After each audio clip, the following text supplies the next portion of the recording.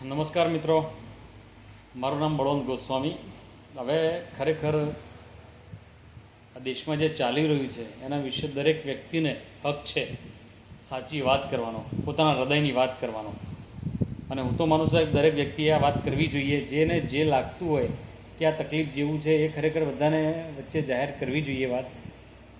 એમાં જ ખરેખર મજા છે. હવે અત્યારે હાલ તમે જે સ્થિતિ તમે જોઈ રહ્યા છો, ભાજપ સરકારની હું વાત કરવા જઈ રહ્યો છું કે જે ખેડૂતોના ખેતરની અંદર મોટા મોટા થાંભલા લોકો નાખી રહ્યા છે, અદાણી નાખે છે અત્યારે, બરાબર છે.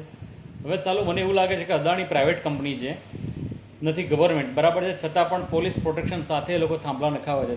બંદૂકની અણીએ વચ્ચે પડ્યા તો ગયા.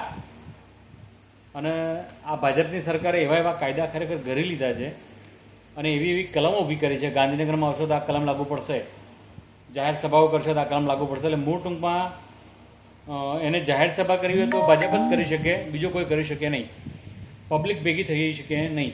એવી પરિસ્થિતિનું આ ભાજપ સરકારે નિર્માણ કરેલું છે.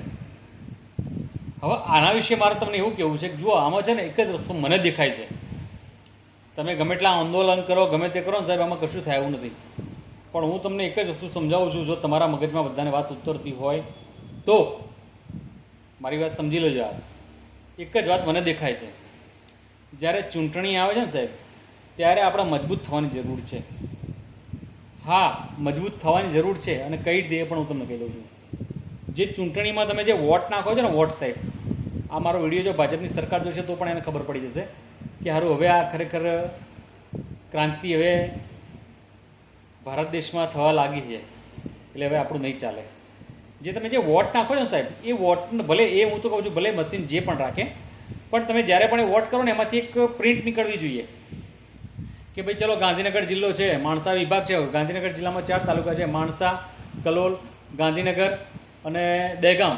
તો ચલો, મારો માણસા તાલુકો છે, તો ત્યાં એક વ્યવસ્થા એવી જોઈએ કે ભાઈ ચલો, મેં માણસા તાલુકામાં મારા ગામની અંદર મેં વોટ નાખ્યું છે, તો જે પણ વોટ નાખું છું, આજે મારા ગામના 5000 વોટ છે, તો એની અંદર એ સિસ્ટમ કરીને 5000 વોટ છે. એટલે એક આપણો તમારો એક નંબર નીકળવો જોઈએ, સ્લીપ નીકળવી જોઈએ બહાર. તમારી જે સ્લીપ બહાર નીકળવી જોઈએ એની અંદર તમને ખ્યાલ આવવો જોઈએ કે ભાઈ ચલો, આ નંબરનો વોટ મેં નાખ્યો તો, બરાબર છે, ભાજપમાં નાખ્યો તો, કોંગ્રેસમાં નાખ્યો તો. એ તમને જ્યારે પણ વોટિંગ પતી જાય, જ્યારે ચૂંટણી બધી પૂરી થઈ જાય, ખબર પડી જાય કે ભાઈ આ સરકાર આવી ગઈ, આ સરકાર આવી ગઈ, એના પછી તમે ઓનલાઈન જોઈ શકો કે ભાઈ હા, આ વોટ મેં આમાં નાખ્યો તો આમાં જ છે. ત્યારે તમે સાચી સરકાર લાવી શકશો, બાકી સાચી સરકાર આવશે નહીં. અને આની માટે હવે તમારે ક્રાંતિ કરવાની છે. જો આ નહીં કરે તો વોટ નથી આપવા, યાદ રાખજો. હવે